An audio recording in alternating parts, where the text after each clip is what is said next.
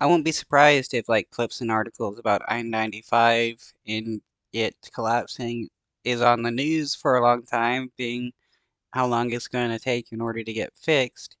Here we have a clip about traffic backups on I-95. Interstate 95 is closed in both directions at the site of that collapse. According to transportation officials, about 160,000 vehicles travel in this section of the highway each day. Drivers are now learning new ways to get to work and back home.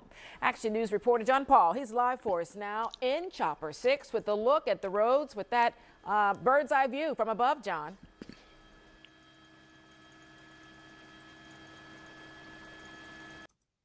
He must not be getting any audio at the moment because it's just a little bit of silence. He's just shaking his head waiting.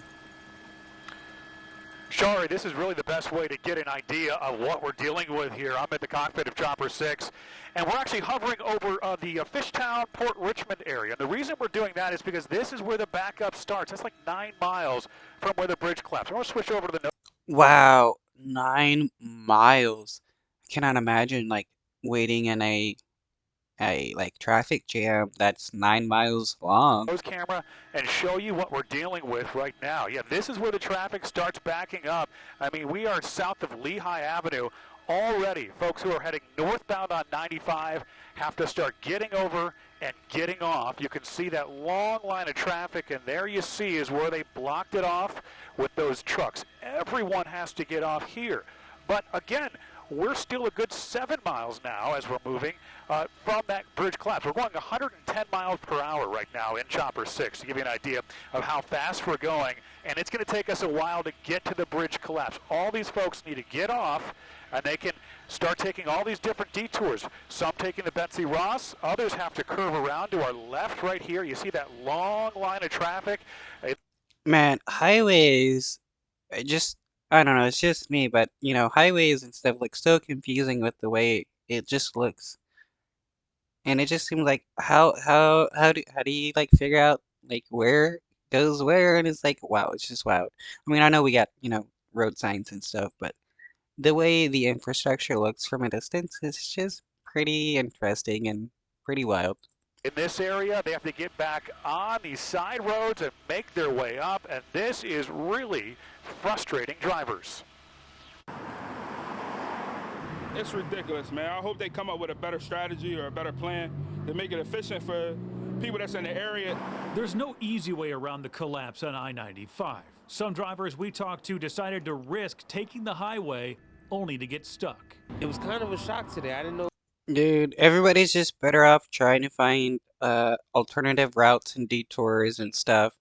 Um, I mean, eventually the highway's going to get fixed, but until then, there's not much, people can do. And complaining about it, it's not going to get the workers to be able to work faster. I didn't realize how bad it was. So today I didn't leave early, but tomorrow, yeah, for sure, because it's almost like an hour backup every which way you go. Police are out, barricades are up, all trying to help drivers get through the detour. But around 160,000 cars and trucks use this stretch every day. And these roads really are not equipped to handle that extra traffic. It's hard to get around, especially when you're driving a large truck. I think the best thing to do is go across the bridge over to Jersey and run Jersey down. That is one option. Yeah, most city planners don't really, well, most roads aren't really planned to be used for like high traffic situations in case like the highway or something else is closed and there is a larger amount of traffic on that road.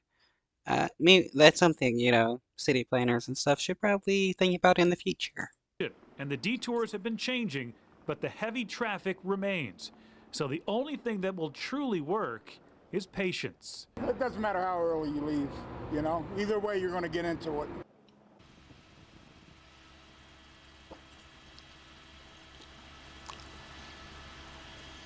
All right, so we're back out here as we're looking at where that bridge collapsed right there. And this is just north of that is where people are getting back onto 95 north. And the whole time you're watching that story, we were doing about 120, 130 miles per hour. We're just now getting up here. So that shows you just how long that detour is. And then we'll pan left real quick to show you there's also the southbound side. You know, obviously not as busy during rush hour, but still it is building right there. They've got to take detours as well.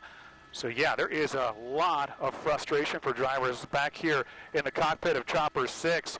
You know, it's going to come down to patience. We don't know how long this will last, of course, and I know they have been working on changing the detours, and that is something that we will keep you updated.